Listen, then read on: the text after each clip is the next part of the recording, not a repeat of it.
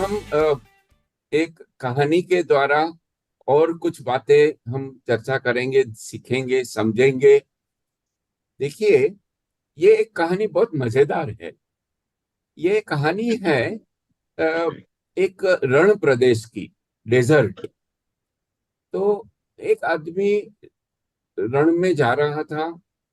अभी डेजर्ट में तो सब रेत की रेती होती है, दोहरा। तो बहुत चला चला, बहुत प्यास लगी। पानी नहीं मिला। वहां एक कुआं मिला, वेल। हो, भाग के कुएं के पास गया। कुएं में पानी था, रोप, डोरी पड़ी थी, बकेट भी पड़ी थी। लेकिन उसने कुछ सोचा और कुएं के पास बैठ गया। पानी नहीं निकाला, पानी पिया नहीं उसने। थोड़ी देर के बाद एक दूसरा आदमी आया। पानी पानी। जो आदमी बैठा था उसने बोला, पानी है कुएं में, रोप भी है, बकेट भी है, आप पी लो और मुझे भी पिला देना। वो आदमी ने देखा पानी, हाँ, पानी है, बकेट है, रोप है। लेकिन उसने कुछ सोचा और वो जो आदमी बैठा था उसके बाजू में जाके बैठ गया। पानी नहीं निकाला, पिया भी नहीं। थोड़ी देर के बाद एक तीसरा आदमी आया। पानी पानी। दोनों ने बोला, पानी है, पानी निकालो, आप भी पियो और हमें भी पिलाओ। तो तीसरा आदमी ने देखा, उसने तुरंत डोरी उठाई, बकेट उठाई और कुएं में डाली, पानी निकाला और पानी पिया। हाथ मुंह भी धोया अच्छे से। और जो थोड़ा पानी बचा था, बाल्टी में थोड़ा पानी बचा था, वो जमीन पे डाल दिया। तो दोनों को दिया नहीं। वो दोनों बहुत चिल्लाने लगे, अरे भैया क्या कर रहे हो आप? आपको हमने बोला था पानी, हम, हाँ, कभी कितनी प्यास लगी है, हम बैठे हैं। तो उसने पूछा, भैया आप, इतनी प्यास लगी है, बैठे हैं, पानी था, आपने निकाला क्यों नहीं? तो पहला आदमी क्या बोलता है पता है? मैं अमीर ज्यादा हूं, मैं अपने हाथ से कैसे पानी निकालूं? ओ, आप अमीर ज्यादा है। भैया तू, दूसरे को पूछा, भैया तूने क्यों पानी नहीं निकाला? मैं रईस ज्यादा हूं, मैं अपने हाथ से कैसे पानी निकालूं? हाँ, अभी समझा। लेकिन फिर दोनों ने पूछा, अमीर ज्यादा और रईस ज्यादा ने पूछा, तूने क्यों हमको पानी नहीं दिया? तूने पिया और जो बचा था वो भी फेंक दिया। तू कौन है? तो उसने क्या बोला? उसने बोला, मैं हराम ज्यादा हूं।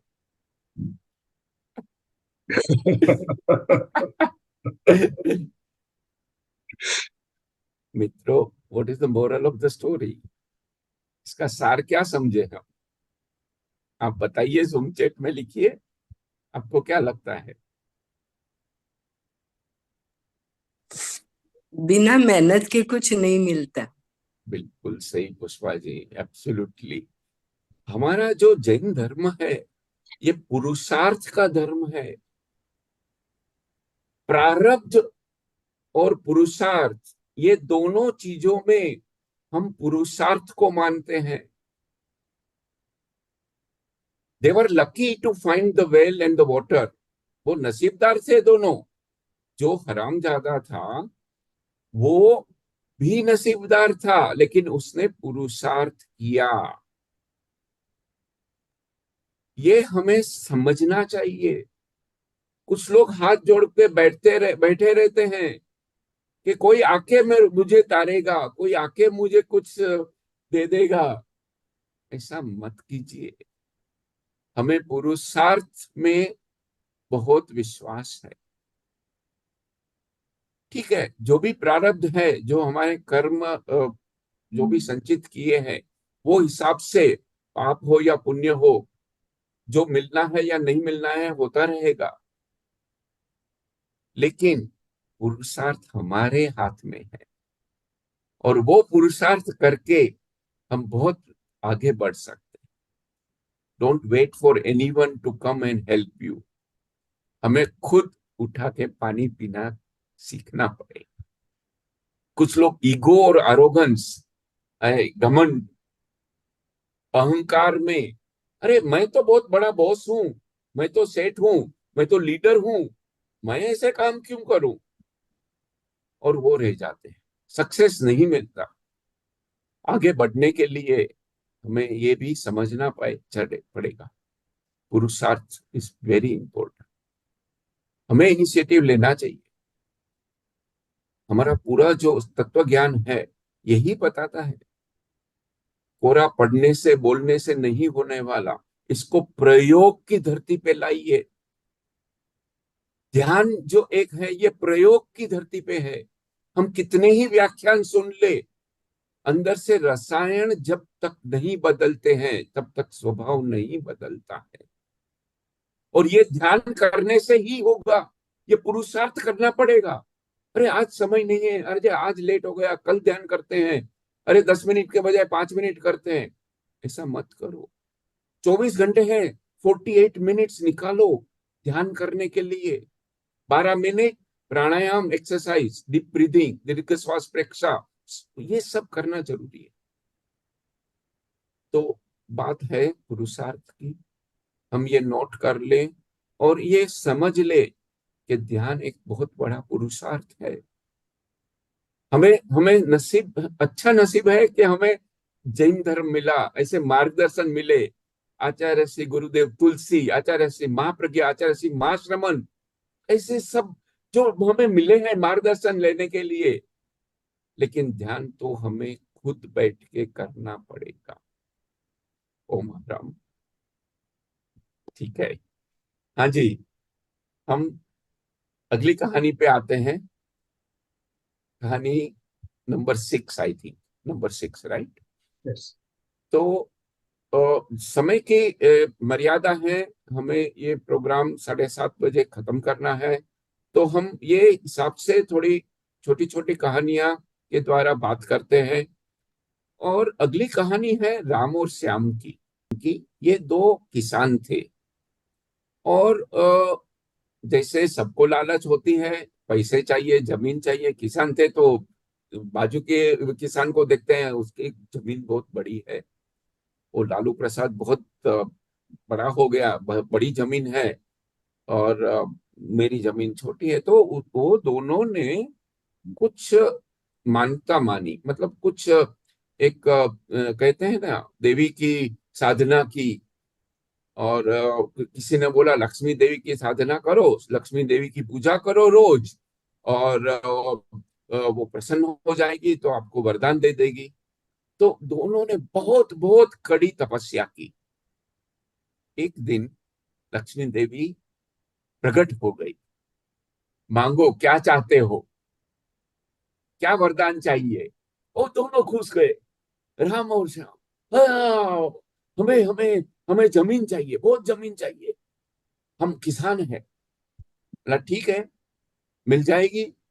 आप कल सुबह को आ जाओ, और जितना आप भागोगे, जितना चलोगे, और जितनी जमीन आपने चली है वो तुम्हारी कर देंगे। ऐसा? अरे वाह। दोनों सुबह को आ गए, सूर्योदय के समय। लक्ष्मी देवी ने बोला एक बात का ध्यान रखना। क्या? देखो, आप जितना भागना हो भाग लो, जितनी जमीन कवर कर सकते हो कर लो, हम आपको दे देंगे, लेकिन सूर्यास्त के समय मेरे पास आ जाना। सूर्यास्त के समय, sunset time, come back to me. ठीक है। सूर्योदय हुआ, भागने लगे रामू और श्यामू। जितना बड़ा सर्कल ले सकते हैं ले लिया, जितना भागना था। अरे वो लालू प्रसाद की जमीन, वो तो मैं लूंगा ही। भागते भागते भागते। लेकिन रामू थोड़ा समझदार था। उसने बहुत भागा, 2-3 घंटा भागा, लेकिन फिर 5 मिनट विश्राम किया, कायोत्सर्ग किया। कायोत्सर्ग जानते हो, रिलैक्सेशन। फिर बाद में वापस भागा, 2-3 घंटे भागा, फिर बाद में कायोत्सर्ग किया। सूर्यास्त का समय हो गया, भाग के लक्ष्मी देवी के पास आ गया। उसने काफी सारी जमीन जुटाई। श्यामू, श्यामू भागता वो रहा, भागते रहा, भागता भागते रहा, रहा, भागते रहा।